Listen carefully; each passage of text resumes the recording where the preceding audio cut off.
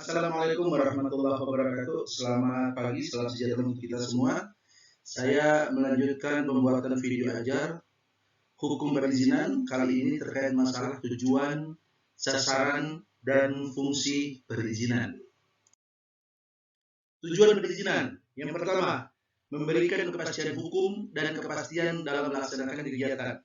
Hal ini mengandung arti bahwa ketika seseorang warga negara sudah mendapatkan izin dalam melakukan sesuatu, maka akan memberikan sebuah kepastian hukum dan kepastian dalam melaksanakan kegiatan itu. Artinya, setelah dia mendapatkan izin dari pemerintah, maka kegiatan itu tidaklah disebut ilegal karena sudah mendapatkan izin, sudah mendapatkan restu dari pemerintah. Hal ini terkait dengan rasa kepastian hukum dan kepastian dalam melaksanakan kegiatan. Yang kedua, memberikan perlindungan hukum bagi pemegang izin dan masyarakat. Jelas, ketika seseorang sudah mendapatkan izin dari pemerintah, maka dia mendapatkan sebuah perlindungan hukum akan kegiatan yang dilakukan sepanjang kegiatan itu tidak melanggar norma, tidak melanggar perundang-undangan, dan tidak melanggar ketertiban umum dan kesusilaan. Selama dia melaksanakan kegiatan itu dengan baik, etikat baik, dan dia sudah mendapatkan izin, maka dia mendapatkan perlindungan hukum dari pemerintah. Yang ketiga, mewujudkan tertib administrasi dan mewujudkan kualitas pelayanan. Ketika kita bicara perizinan, maka kita akan berbicara tentang sebuah administrasi, sistem administrasi khusus untuk pemerintah, sehingga hal ini membuat pemerintah gampang dalam pengawasan, kemudian dalam pengorganisasian dan sebagainya.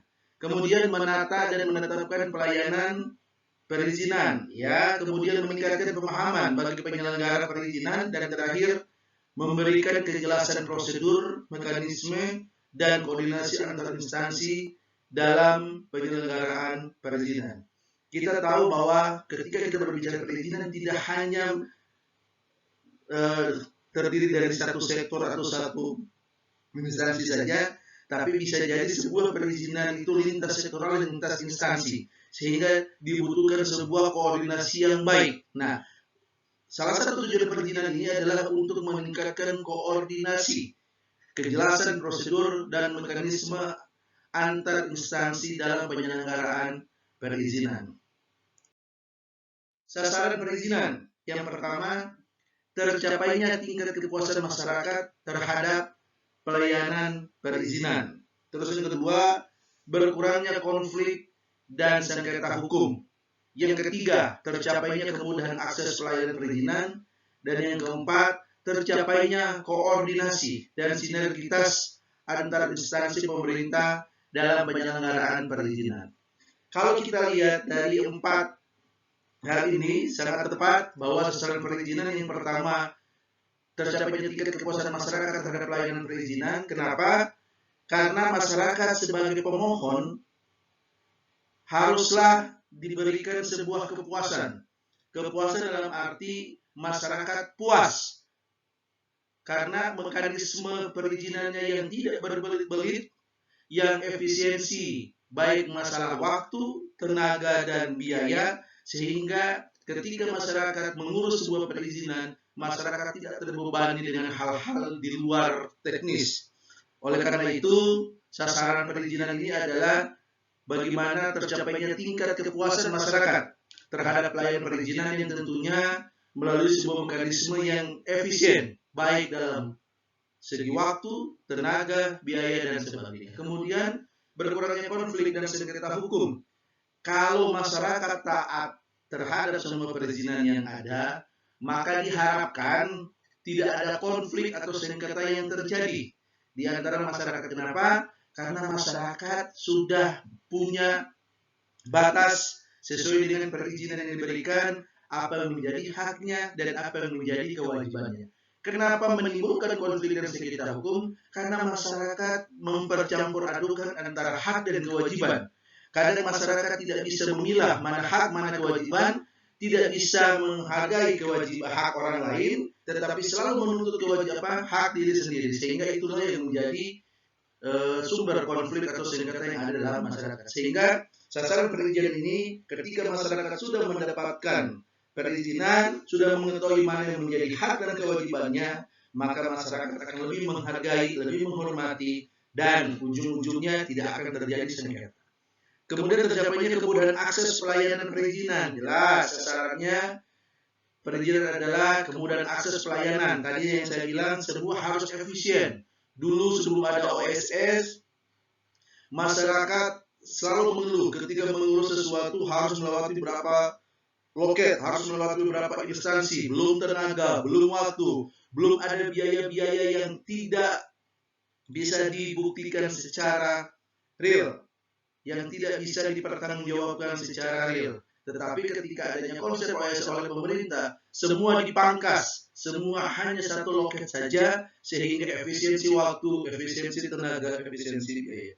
Kemudian tercapainya koordinasi dan sinergitas antara instansi pemerintah dalam penyelenggaraan perizinan. Tadi saya sudah bahas, karena perizinan ini bisa menjadi lintas sektoral, maka harus ada koordinasi dan sinergitas yang sangat kuat antar lembaga-lembaga, antar instansi-instansi yang menyelenggarakan perizinan tersebut, sehingga ketika ada koordinasi, ada sinergitas yang bagus antara instansi, maka pelayanan perizinan juga akan menjadi mudah. Fungsi perizinan sendiri dapat dibagi menjadi yang pertama instrumen pemerintahan, yang kedua sebagai rilis preventif, yang ketiga sebagai pengendalian, yang keempat koordinasi, dan yang kelima adalah pengawasan publik. Apa yang dimaksud dengan fungsi instrumen pemerintahan? Yang pertama, sebagai sarana hukum administrasi untuk mengatur, mengarahkan, dan melindungi masyarakat. Jelas, melalui perizinan, pemerintah menggunakan kekuasaannya, pemerintah menggunakan kewenangannya untuk mengatur, mengarahkan, sekaligus melindungi masyarakat. Yang kedua, mengkonkretkan norma hukum pada perbuatan hukum tertentu.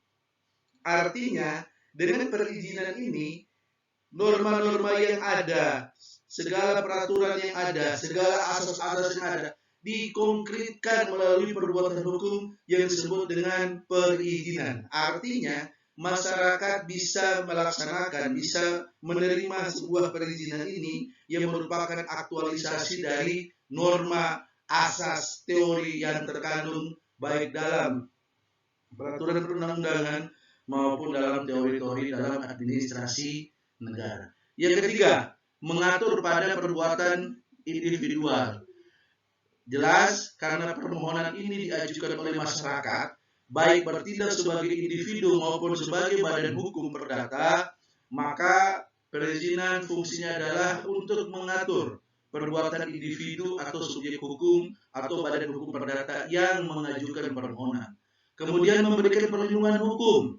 Sebagai instrumen pemerintahan, perizinan sebagai sarana pemerintah untuk memberikan perlindungan hukum sekaligus melindungi kepentingan hukum.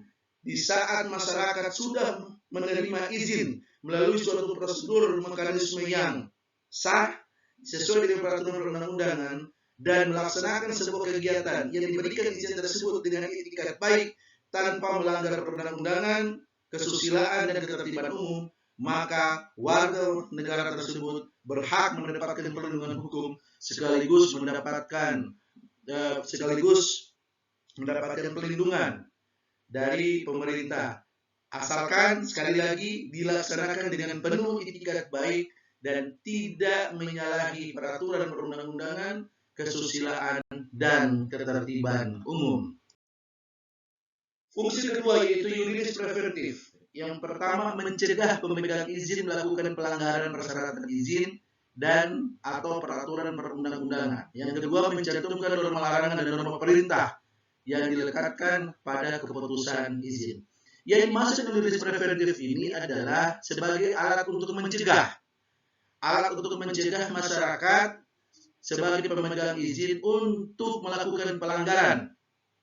Agar tidak melakukan pelanggaran, agar tidak melakukan sesuatu yang tidak sesuai dengan peraturan perundang-undangan, kesusilaan, dan ketertiban umum, di mana dalam perizinan itu mengandung larangan dan perintah yang dilekatkan dalam keputusan izin tersebut, dan mengandung juga hak dan kewajiban, di mana ketika melaksanakan norma larangan dan norma perintah dengan itikat baik, maka masyarakat pemegang izin berhak untuk mendapatkan perlindungan hukum.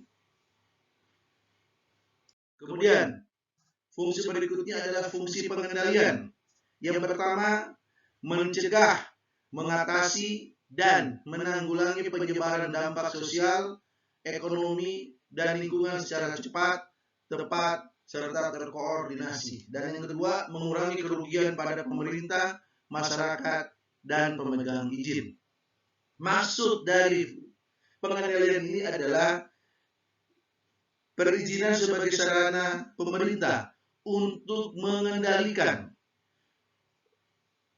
Kalau kita ibaratkan layaknya izin ini adalah alat remote yang digunakan oleh pemerintah untuk mencegah, untuk mengatasi, dan menanggulangi penyebaran dampak sosial, ekonomi, serta lingkungan secara cepat, tepat, serta terkoordinasi. Artinya, dengan izin ini, pemerintah bisa mengendalikan nafsu, bisa mengendalikan keinginan warga yang tidak sesuai dengan peruntukannya. Contoh, kita tahu pemerintah sudah menetapkan dalam daerah-daerah tertentu ada zona pemerintahan, ada zona tempat tinggal, ada zona industri, ada zona lingkungan hidup, dan sebagainya.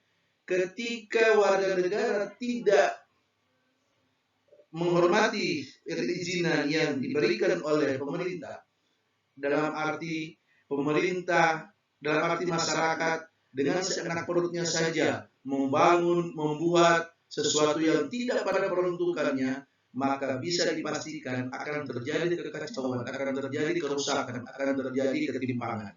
Oleh karena itu, dengan adanya perizinan ini, sarana untuk mengendalikan. Hai masyarakat, kalau mau bikin perumahan, jangan bikin di kawasan lingkungan hidup, jangan bikin di kawasan hutan lindung. Kenapa? Karena pasti akan merusak lingkungan. Oleh karena itu, IMB-nya pasti tidak akan dikabulkan oleh pemerintah karena nanti akan merusak lingkungan. Inilah salah satu fungsi dari perizinan, yaitu sebagai sarana pengendalian.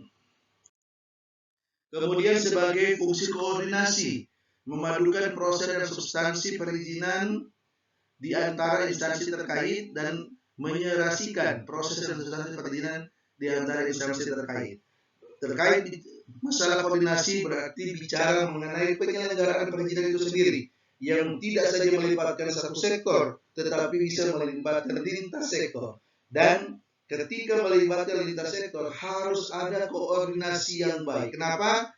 Karena bisa jadi kalau tidak ada koordinasi yang baik antara satu lembaga dengan lembaga yang lain, antara satu sektor dengan sektor yang lain, tidak akan harmonis, tidak terjadi kerjasama yang baik, sehingga ujung-ujungnya yang dirugikan adalah masyarakat sebagai pemohon izin. Oleh karena itu, fungsi perizinan sekaligus untuk meningkatkan koordinasi dalam memadukan proses dan substansi perizinan di antara instansi terkait, serta menyerasikan proses dan substansi perizinan di antara instansi terkait.